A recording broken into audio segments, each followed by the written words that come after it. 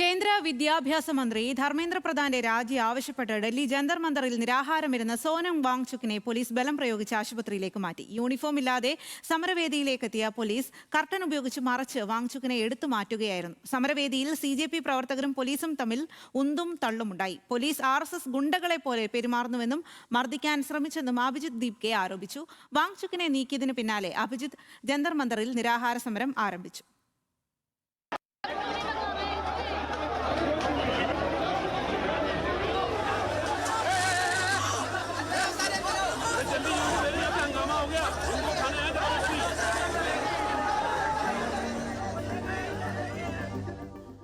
അത്യന്തം നാടകീയ രംഗങ്ങളാണ് ഇന്ന് രാവിലെ ജന്തർ മന്ദറിലെ CJPയുടെ സമരവേദിയിൽ അരങ്ങേറിയത്.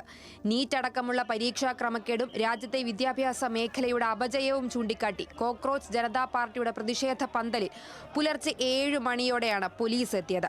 സംശയം തോന്നാതിരിക്കാൻ സാധാരണ വേഷത്തിലെത്തിയ പോലീസ് ഉദ്യോഗസ്ഥർ സമരവേദിയിലേക്ക് ഓടിക്കയറി.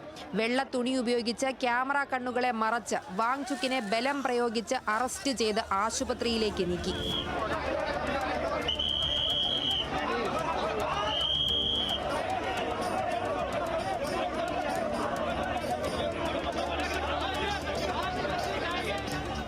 വേദിക്ക് സമീപമുണ്ടായിരുന്ന പ്രതിഷേധക്കാരെയും പോലീസ് ഒഴിപ്പിക്കാൻ ശ്രമിച്ചു. വിദ്യാർത്ഥികളെയും പ്രവർത്തകരെയും സമരപ്പന്തലിലേക്ക് പ്രവേശിക്കാൻ അനുവദിക്കാതിരുന്നതോടെ സമരക്കാരും പോലീസും തമ്മിൽ ഉന്തും തള്ളുമുണ്ടായി. സമീപത്ത് മറ്റൊരു വേദിയിൽ നിരാഹാരമിരിക്കുന്ന ഐസ പ്രവർത്തകരെ ഒഴിപ്പിക്കാൻ ശ്രമിച്ചെങ്കിലും ഒതിച്ചു.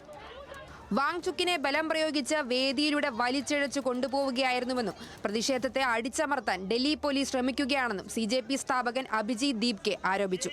പോലീസുകാർ RSS ഗുണ്ടകളെ പോലെ പെരുമാറുന്നുവെന്നും അഭിജിത്ത്. पुलिस के गुंडे यहाँ आए, सोनम सर को घसीट कर गाली गलौज करके लेकर गए, यहाँ से जबरदस्ती उठाकर लेकर गए। ये कहाँ लेकर गए हमें पता नहीं है। तो ये भी पता चला। मैं जंतर मंतर आ रहा था, पुलिस वालों ने मुझे भी मारपीट की, मुझे भी सड़कों पर घसीटा और गेट बंद करके मुझे अंदर रखा और कहता है तू जंतर मंतर कैसा जाता है हम देख लेते हैं। लोगों के फोन भी छीन कर लेकर गए। ये पुलिस ने, ये RSS के गुंडे, ये दिल्ली पुलिस ने, ये RSS के गुंडे 60 साल के इंसान को, इतने बड़े साइंटिस्ट को ये गाली गलौज करके घसीट कर लेकर जाते हैं यहाँ से।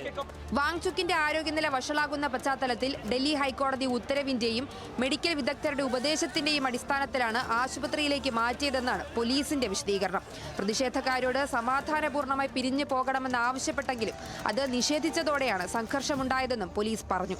വാങ്ചുക്കിനെ ബലം പ്രയോഗിച്ച് നീക്കിയതിന് പിന്നാലെ CJP സ്ഥാപകൻ അഭിജിത്ത് ദീപ്കെ അനിശ്ചിതകാല നിരാഹാര സമരം ആരംഭിച്ചു.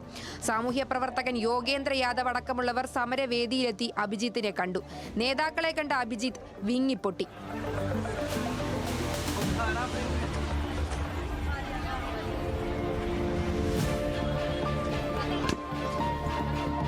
സഫ്ദർജംഗ് ആശുപത്രിയിലെ അത്യാഹിത വിഭാഗത്തിൽ പ്രവേശിപ്പിച്ച വാങ്ചുക്കിന്റെ ആരോഗ്യനില തൃപ്തികരമാണെന്ന് ആശുപത്രി വൃത്തങ്ങൾ അറിയിച്ചു. വാങ്ചുക്കിന്റെ ഭാര്യ ഗീതാഞ്ജലി അക്മോയും ആശുപത്രിയിലെത്തി. പോലീസും അർദ്ധസൈനിക ഉദ്യോഗസ്ഥരും ജന്തർ മന്ദറിൽ നിലയുറപ്പിച്ചിരിക്കുകയാണ്. അതിനിടെ ജനങ്ങളെല്ലാവരും ജന്തർ മന്ദറിൽ എത്തണമെന്ന് അഭിജിത്ത് ആഹ്വാനം ചെയ്തു.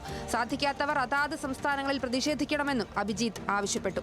ജൂലൈ 20-ന് പാർലമെന്റിലേക്ക് CJP പ്രതിഷേധ മാർച്ച് പ്രഖ്യാപിച്ചതിനിടെയാണ് പോലീസിന്റെ അതിവേഗ നടപടി.